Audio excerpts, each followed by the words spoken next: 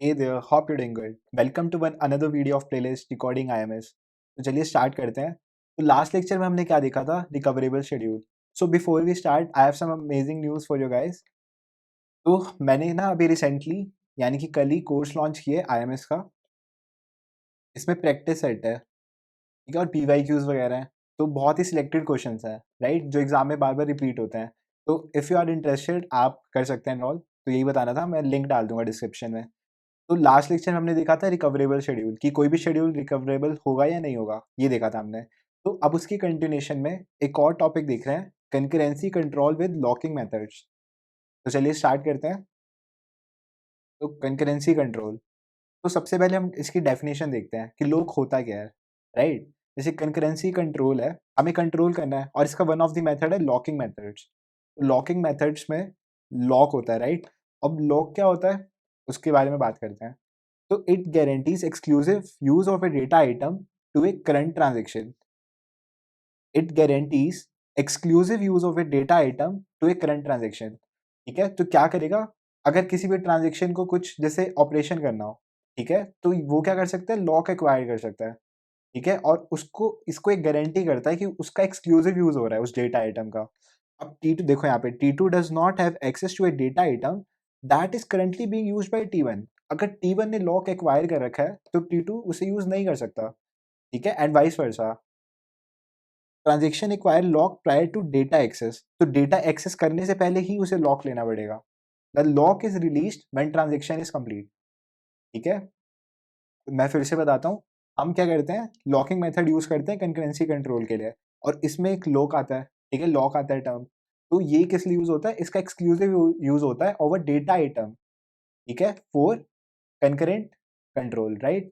अब अगर सोचो T2 ने क्या कर रखा है, लॉक एक्वायर कर रखा है, तो T1 क्या करेगा, तब उसे एक्सेस नहीं कर सकता. लॉक का मतलब यही है ना, अगर आपने अपने फोन पे लॉक लगा रखा है, तो इट मीन्स कि यू डोंट वांट कि कोई और यूज करे, राइट. तो ऐसे ही इसमें है, T2 क्या करेगा, लॉक लगाएगा. तो यही ऐसे ही हमारी कंकरेंसी कंट्रोल हो रही है. ठीक है, थोड़ा समझने की कोशिश करो. अब देखो, ट्रांजेक्शन एक्वायर से lock prior to data access, तो उसे लॉक पहले लेना पड़ेगा, बाद में कुछ चेंजेस करेगा. Required to prevent another transaction from reading inconsistent data. और ये रिक्वायर्ड क्यों है, इसकी रिक्वायरमेंट क्या है, to prevent another transaction from reading inconsistent data. Inconsistent data means कि वो कमिट नहीं हुआ अभी, राइट. वो रॉन्ग डेटा भी हो सकता है, रॉन्ग वैल्यू भी हो सकती है, या फिर उसमें अभी अपडेशन होना बाकी हो. तो कुछ भी रीजन हो सकता है. तो पहले लॉक लगा दिया, ठीक है, कि हमने लॉक लगा दिया, हम सारे का पूरी ट्रांजेक्शन कंप्लीट करेंगे, फिर उसके बाद दूसरी ट्रांजेक्शन को अलाउ करेंगे उस डेटा आइटम पे वर्क करने के लिए. ठीक है, आई होप आपको समझ आया होगा. जैसे लॉक है, तो एक इसको लॉक को हैंडल करने के लिए एक और नई टर्म आई, लॉक मैनेजर.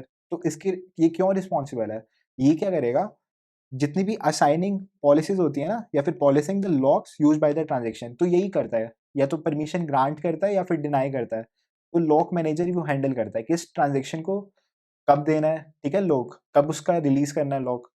तो ये लॉक मैनेजर हो गया और ये लॉक हो गया. अब आगे देखते हैं. Lock granularity indicates the level of lock use. तो ये बता रहे हैं कि लेवल ऑफ लॉक यूज का है, कि हम लॉक को कहाँ कहाँ यूज कर सकते हैं. तो ये थोड़ा सा थियोरेटिकल है, देख लेना, ठीक है, रीडिंग ले लेना. तो फिर भी बता देता हूँ, locking can take place at the following levels.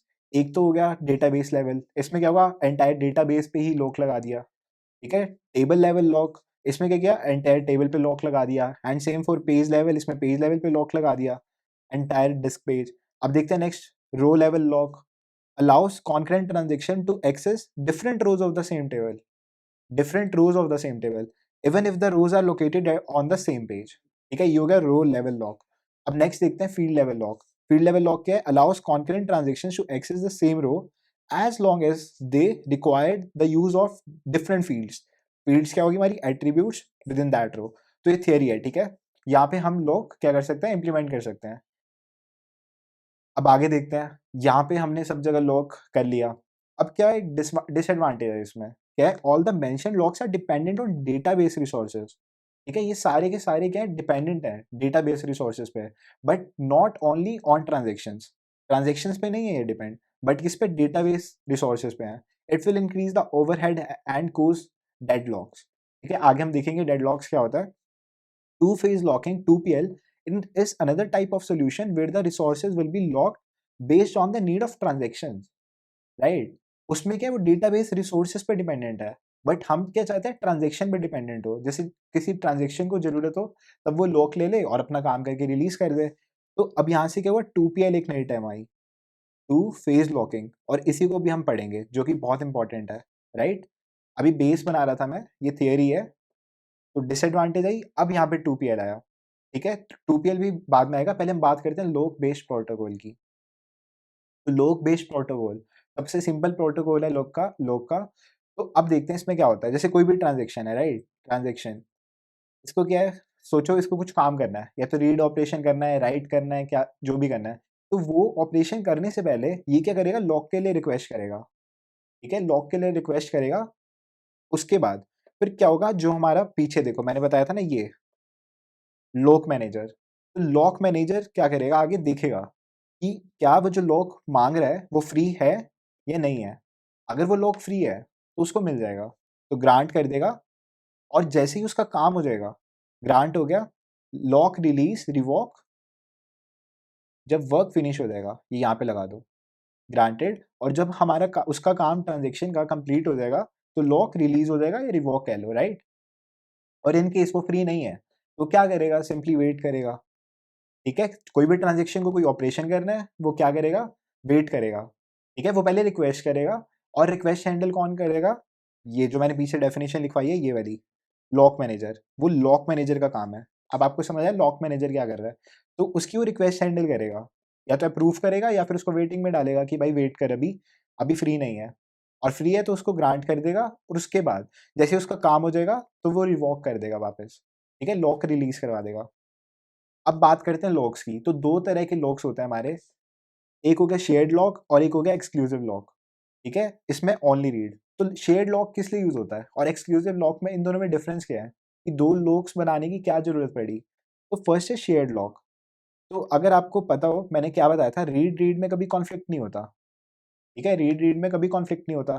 तो अगर T1 ट्रांजेक्शन को रीड करना है और T2 ट्रांजेक्शन को भी रीड करना है किसी सेम डेटा आइटम पे, तो वो क्या करेंगे, शेयर्ड लॉक ले लेंगे, शेयर्ड लॉक, राइट। तो कोई दिक्कत नहीं होगी।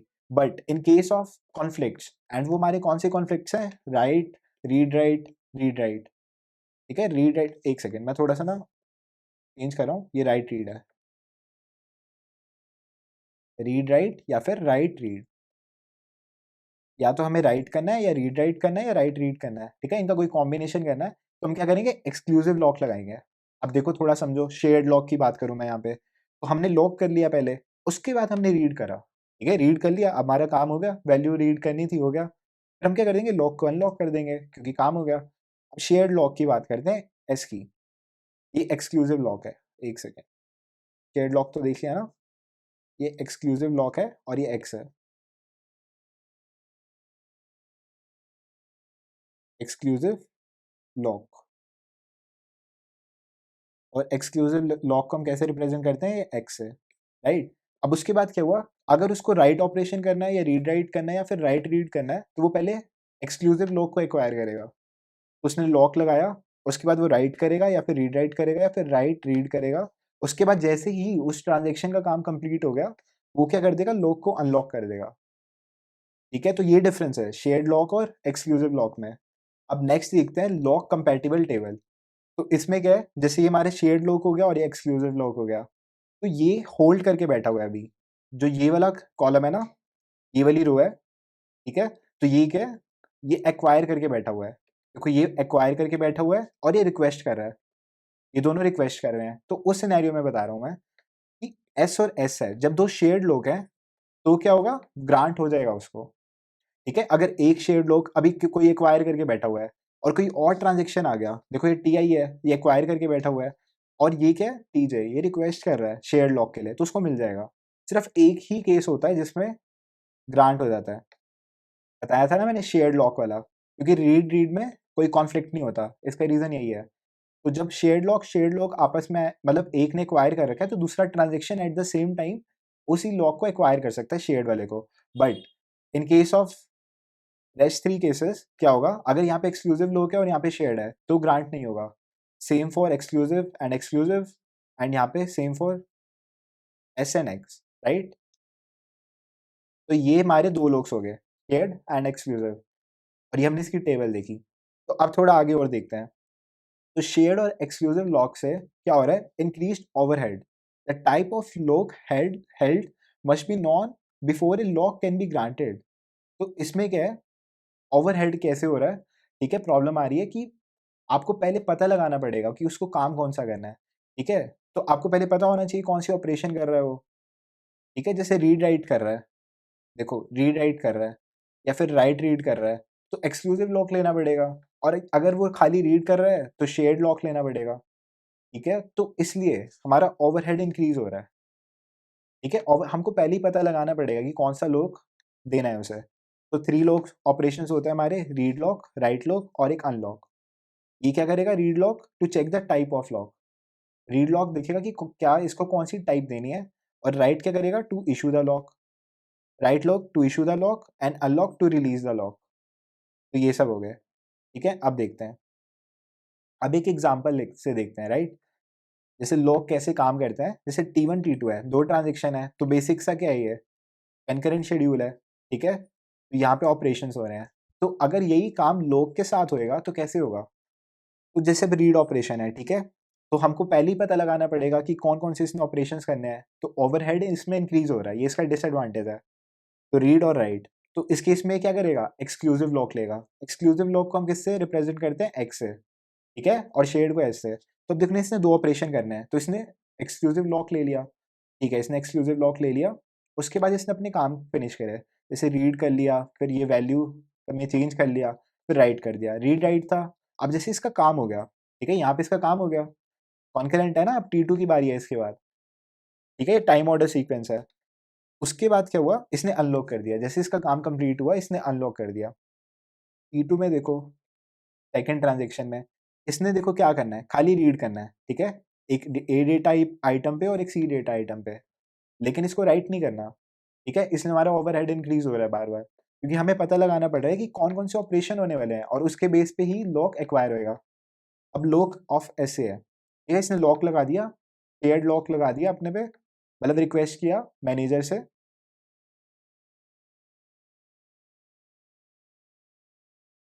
ये वाला, ठीक है, लॉक मैनेजर। तो उसने लॉक मैनेजर से रिक्वेस्ट किया, उसने ग्रांट कर दिया इसको, ठीक है, रीड कर ले। उसने जब इसका काम खत्म हो गया तो वापस अनलॉक कर दिया। एंड सेम फॉर RC, जब रीड ऑपरेशन है, तो इसने सी वाले डेटा आइटम पे लॉक लगाया, इसने कर दिया, रीड कर लिया, अपना ऑपरेशन कर लिया, फिर उसके बाद अनलॉक कर दिया। अब देखते हैं ये वाला ऑपरेशन, ठीक है, वापस T1 ट्रांजेक्शन के कुछ ऑपरेशन बाकी हैं अभी। तो यहाँ पे रीड ऑफ बी है, उसमें चेंजेस हो रहे हैं, और राइट ऑफ बी है। तो अब ये क्या करेगा, इसको 2 ऑपरेशन करने हैं, रीड और राइट। तो रीड और राइट के केस में कौन सा लॉक लगेगा, एक्सक्लूसिव लगेगा, ठीक है, एक्स वाला। तो लो इसने लॉक एक्स लगा दिया, एक्स ऑन बी, ठीक है, बी डेटा आइटम पे काम हो रहा है ना। तो इसने फिर अपने ऑपरेशंस करे, फिर अनलॉक कर दिया। तो देखो ऐसे होगा ये लॉक, लॉक बेस्ड। लॉक के साथ काम करनी होगी ट्रांजेक्शन या शेड्यूल, तो ऐसे काम करेगी। अब देखते हैं नेक्स्ट, अब देखते हैं प्रॉब्लम। तो इसमें क्या प्रॉब्लम आई, ठीक है। तो this schedule will execute successfully on S x locking, right. तो शेयर्ड और एक्सक्लूसिव लॉकिंग पे बिल्कुल सही काम करेगा। बट इसमें क्या प्रॉब्लम आ रही है, but this schedule is not sufficient to ensure serializability. तो सीरियलाइजेबिलिटी की प्रॉब्लम आ रही है। तो वही हो गया, इसने लॉक लिया, काम किया, लॉक किया, अनलॉक कर दिया, बट सीरियलाइजेबल ये अभी नहीं हम इंश्योर कर सकते ना कि ये सीरियलाइजेबल है या नहीं है। तो यहाँ पे क्या है, this schedule is not sufficient to ensure serializability. अब देखते हैं प्रॉब्लम्स। तो इसमें और भी प्रॉब्लम्स होती हैं, तो हाईलाइट करता चलता हूँ मैं। तो सबसे पहले क्या होगी, may not sufficient to produce serializable schedule, ठीक है। तो सीरियलाइजेबल शेड्यूल नहीं है, राइट। जैसे एग्जांपल से देखते हैं, क्या इसने लॉक लिया, एक्सक्लूसिव लॉक, इसने काम कर लिया, ठीक है। अब अगर हमें इसे क्या बनाना है, सीरियल में बनाना है, तो क्या हो सकता है, या तो ये ऊपर चला जाए, ठीक है, या तो नीचे आ जाए, या फिर ये ऊपर चला जाए, तब जाके हमारा सीरियल में कन्वर्ट हो जाएगा। बट देखो यहाँ पे राइट ऑन है और रीड ऑन है, यहाँ पे क्या कॉन्फ्लिक्ट्स आ रहे हैं। और सेम फॉर हेयर, रीड और राइट, यहाँ पे क्या आ रहा है, कॉन्फ्लिक्ट आ रहा है, ठीक है। तो ये सीरियल शेड्यूल नहीं है। उस सीरियलाइजेबल शेड्यूल के बारे में हम कुछ नहीं कह सकते एस एक्स लॉकिंग से, राइट। और ये क्या अनलॉक होता है, इसने यहाँ पे लॉक एक्वायर किया और यहाँ पे रिलीज कर दिया। ये अनलॉक होता है, यू मत मीन्स अनलॉक, अनलॉक ए, ठीक है। अब देखते हैं next, may not free from irrecoverability, irrecoverable है ये, ठीक है, वो उसे भी इंश्योर नहीं करता है। कैसे, एक्स ए आर ए, ठीक है। इरिकवरेबल कौन सा होता है, जो भी ट्रांजेक्शन रीड करता है, ठीक है। ये देखो राइट हुआ, इसने रीड कर लिया और इसने ही पहले कमिट कर दिया। मैंने लास्ट लेक्चर में क्या सिखाया था कि रीड जो पहले करता है, मतलब जो रीड करता है राइट वाले की वैल्यू, वो कमिट बाद में होना चाहिए, बट इसने पहले कर दिया। जो पहले राइट करेगा उसका कमिट पहला होना चाहिए। अब देखो यहाँ पे फेल हो गया, ठीक है, फेल हो गया तो ये रोल बैक करेगा, बट ये इनकंसिस्टेंट स्टेट में चला गया ट्रांजेक्शन 2, तो सेकंड क्या आ गया हमारा, इरिकवरेबिलिटी। अब नेक्स्ट देखते हैं, मे नॉट फ्री फ्रॉम डेडलॉक। तो अब डेडलॉक क्या होता है वो भी समझो। जैसे यहाँ पे इसने लॉक एक्वायर कर लिया ए वाला, ठीक है, लॉक एक्वायर कर लिया ए वाला, इसने रीड ऑपरेशन कर दिया, राइट ऑपरेशन कर दिया। उसके बाद किया, क्या हुआ, दूसरे वाले ट्रांजेक्शन ने, देखो यहाँ T1 है और ये T2 है, तो दूसरे वाले ट्रांजेक्शन ने क्या किया, एक्सक्लूसिव लॉक ऑन बी ले लिया, ठीक है, उसको भी अपने ऑपरेशंस करने थे, उसने एक्सक्लूसिव लॉक ले लिया। अब रीड से इसने देखो, अब यहाँ पे इसने अपना ये ऑपरेशन कर रहा है अभी रीड ए वाला, ठीक है, रीड ए राइट ए वाला इसने ऑपरेशन कर लिया, इसने राइट बी वाला कर लिया। अब क्या हुआ, एट द सेम टाइम जब ये कर रहा था, उसके बाद T1 ट्रांजेक्शन को बी वाला लॉक चाहिए, ठीक है, और इसको ये वाला चाहिए बी वाला। T1 ट्रांजेक्शन को भी बी वाला, बी पे एक्सक्लूसिव लॉक चाहिए, और T2 ट्रांजेक्शन पे ए को भी लॉक चाहिए। आप इसे कैसे समझ सकते हो, जैसे फॉर एग्जांपल मेरे पास ब्लू पेन है और आपके पास ब्लैक पेन है, ठीक है, ये blue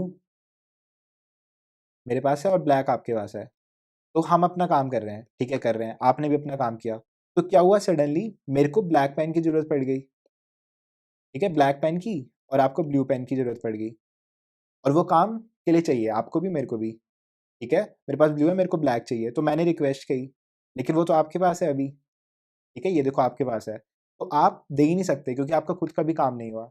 and same for their, कि जो आपको पेन चाहिए वो मैं नहीं दे पा रहा, ठीक है, और ऐसी वाइस वर्सा। तो जो T1 ट्रांजेक्शन को जो रिसोर्स चाहिए, मतलब यानी कि जो लॉक चाहिए, वो T2 एक्वायर करके बैठा हुआ है, ठीक है, और जो T2 को चाहिए वो T1 एक्वायर करके बैठा हुआ है, तो ये डेडलॉक सिचुएशन आ गई, ठीक है, काइंड ऑफ डेडलॉक हो गया ना ये। तो अब क्या होगा, इसका कोई सॉल्यूशन ही नहीं है। ए हमेशा बी के लिए वेट कर रहा है, बी के लॉक के लिए, और बी हमेशा ए के लिए वेट कर रहा है, दोनों एक दूसरे का वेट कर रहे हैं और कुछ काम बन नहीं रहा, तो ये क्या हो गया, हमारा डेडलॉक स्टेट हो गया। तो ये इन्फाइनाइट पीरियड तक क्या करेंगे, वेट ही करते रहेंगे। और अब क्या, मे नॉट फ्री फ्रॉम स्टारवेशन। तो स्टारवेशन का मीनिंग क्या है यहाँ पे, स्टारवेशन मतलब किसी एक ट्रांजेक्शन को बहुत ज़्यादा टाइम के लिए वेट करना पड़ गया। तो देखते हैं कैसे, ऐसे हुआ यहाँ पे, T2 ट्रांजेक्शन ने शेयर्ड लॉक एक्वायर किया ए पे, ठीक है, अब ऐसे है तो एक्स ए नहीं आ सकता, मैंने आपको टेबल दिखाई थी ना, ये वाली, जब एस वाला लॉक लगा हुआ है तो एक और एस वाला लग सकता है, बट अगर एस लगा हुआ है तो एक्स वाला नहीं लग सकता। एक बारी में सिर्फ शेयर्ड लॉक रिपीट कर सकता है, बट एक्सक्लूसिव को वेट करना पड़ेगा कि पहले शेयर्ड वाला रिलीज होए, ठीक है, तो ऐसे इसने शेयर्ड लॉक एक्वायर कर लिया, बट यहाँ पे कॉन्फ्लिक्ट आ गया, ठीक है, जैसे रीड राइट का होता है ना, देखो यहाँ पे रीड ऑपरेशन हो रहा है और यहाँ पे इसको राइट करना है, अगर सोचो यहाँ पे रीड है, ठीक है, और यहाँ पे राइट है, तो क्या हो गया, कॉन्फ्लिक्ट हो गया। बट अगर हम लॉक की बात करें, इसको रीड ऑपरेशन करना है और इसको राइट ऑपरेशन करना है, ठीक है, यही तो हम प्रिवेंट करने की कोशिश कर रहे हैं। बट अब क्या होगा, वेट करेगा ये, एस ए वेट करेगा, मतलब एक्स ए वेट करेगा कि पहले शेयर्ड लॉक रिलीज हुए, वरना तब तक उसको नहीं मिलेगा।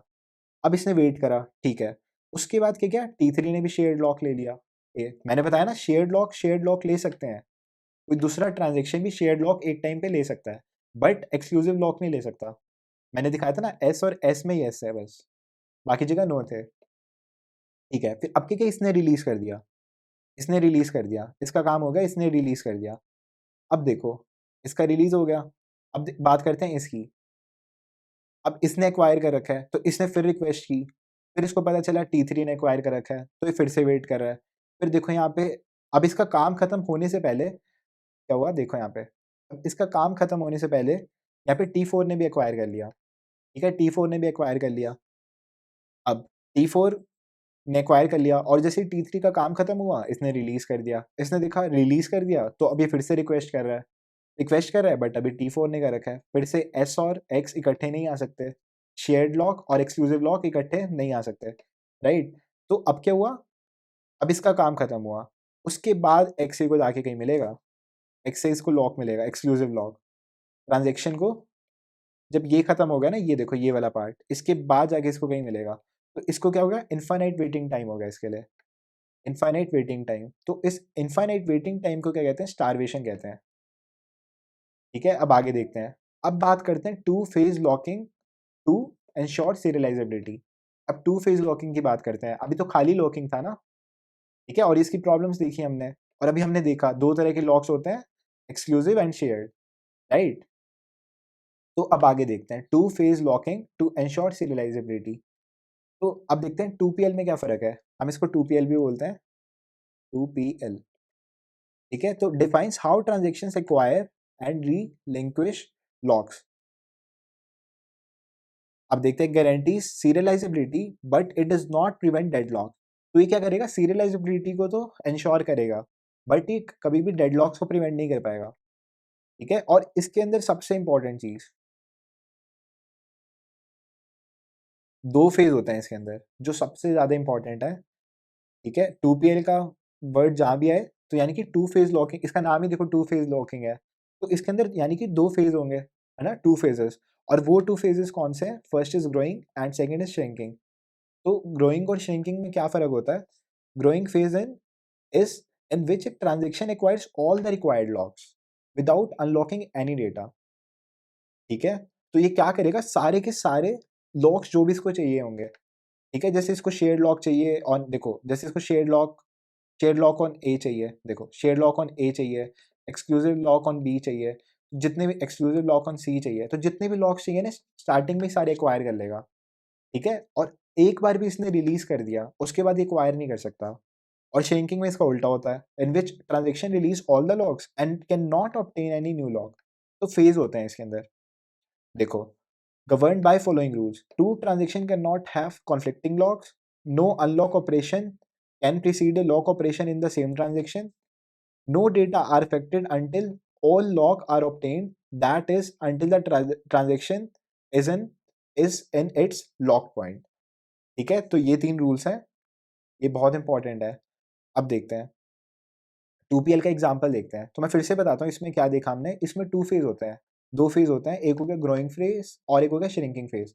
तो ये क्या करेगा, सारे पहले लॉक्स एक्वायर करेगा, देखो रिलीज करने से पहले सारे लॉक्स एक्वायर कर लेगा, जितने भी इसको लॉक्स चाहिए, फिर ये अपना काम खत्म कर लेगा, उसके बाद ये रिलीज करना स्टार्ट करेगा।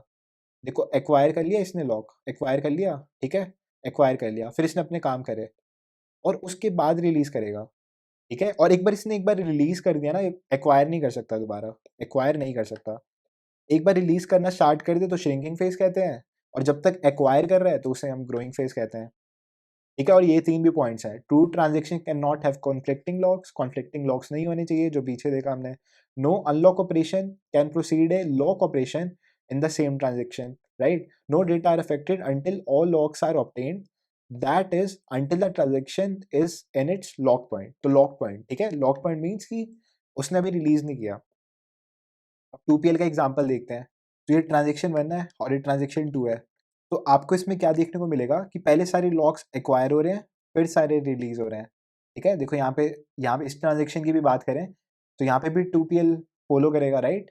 तो पहले क्या हो रहा है, फेजिंग है, ठीक है, लॉकिंग फेज है, जिसे हम ग्रोइंग फेज कहते हैं ना। यहाँ पे देखो सारे लॉक्स लग रहे हैं, उसके बाद अनलॉक हो रहे हैं। आप कभी ऐसे नहीं देखोगे कि लॉक लॉक के बीच में अनलॉक हो रहा है, तो पहले सारे लॉक्स एक्वायर होते हैं, बाद में अनलॉक होता है। यहाँ पे भी देखो सेम है, ठीक है? तो यही है, कोई भी ट्रांजेक्शन पहले के सारे लॉक्स एक्वायर करती है, वो इसका ग्रोइंग फेज हो गया, उसके बाद वो सारे, लिख देता हूँ, ये ग्रोइंग फेज और ये श्रिंकिंग फेज, ठीक है? देखो जहाँ तक लॉक्स एक्वायर हो रहे हैं, ग्रोइंग फेज और ये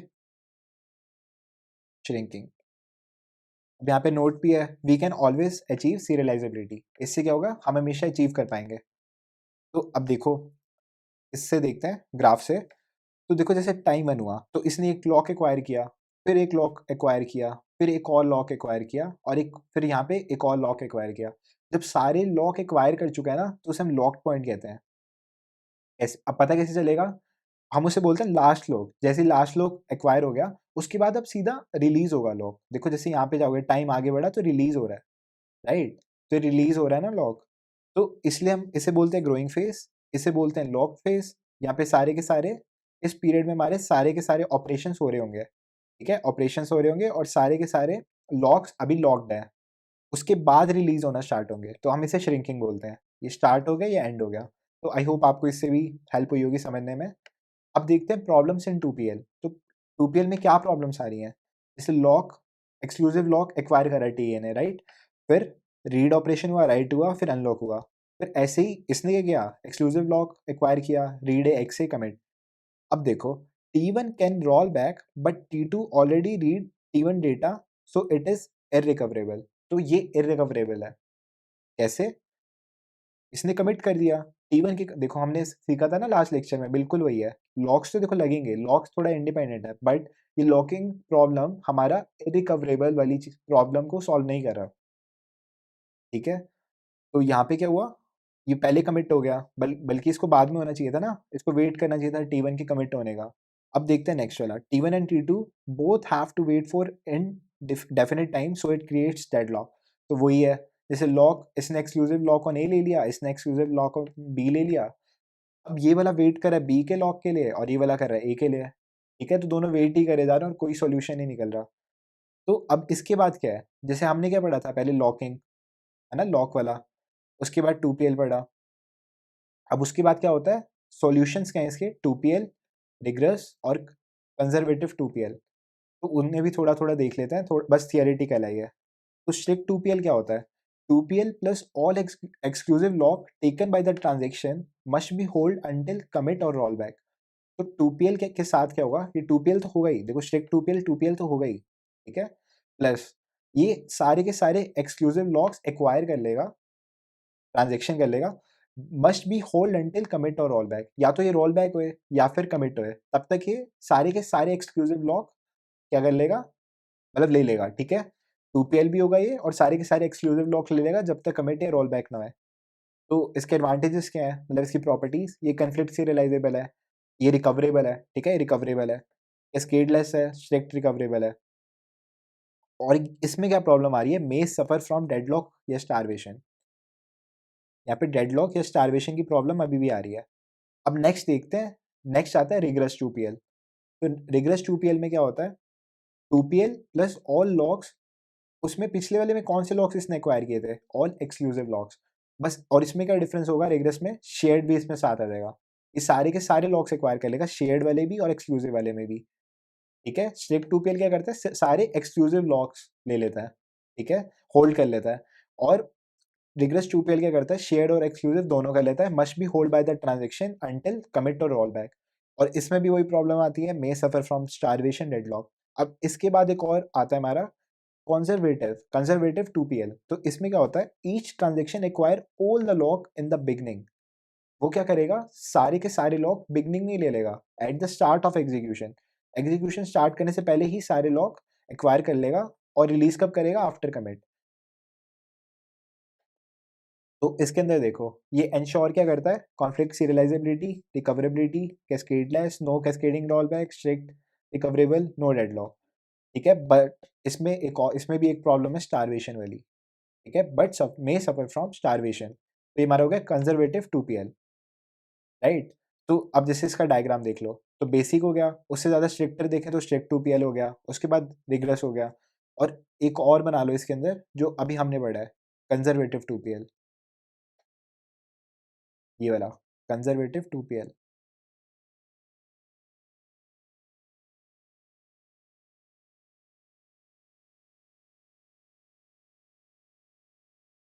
ठीक है? तो इसमें ज़्यादा रिस्ट्रिक्शंस हो रही हैं। अब जो कंजर्वेटिव 2PL है, बताओ, वो रिग्रेस भी होगा, स्ट्रिक्ट भी होगा, बेसिक भी होगा, ठीक है? बट सारे बेसिक वाले हमारे कंजर्वेटिव नहीं होंगे, समझ रहे हो? तो स्ट्रिक्टनेस बढ़ रही है ना, जैसे हम यहाँ सेंटर के क्लोज आ रहे हैं। तो बस इतना ही था इस लेक्चर में, आई होप आपको समझ आया होगा। बस अब एक दो छोटे से टॉपिक और रह गए हैं, ठीक है? और उन पे क्वेश्चन मतलब बेस्ड होते हैं, राइट? एक हो गया टाइम स्टैम्प प्रोटोकॉल और एक और प्रोटोकॉल है, बस क्वेश्चन देखेंगे, ठीक है? उसके लिए मैं एक सेपरेट वीडियो बनाऊंगा, मतलब अपलोड कर दूँगा, यूँ लगा लो कि 8 टू 10 आवर्स में, ठीक है? यूँ कह लो सुबह तक कर दूँगा, यानी कि 10 सुबह के 10 एएम तक, 10-11 बजे तक सुबह कर दूँगा, ठीक है? तो that's all for today, I hope आपको समझ आया होगा, और अगर आपको प्रैक्टिस करनी है तो आप कोर्स में एनरोल कर सकते हो, मैं लिंक डाल दूँगा। Okay, thank you.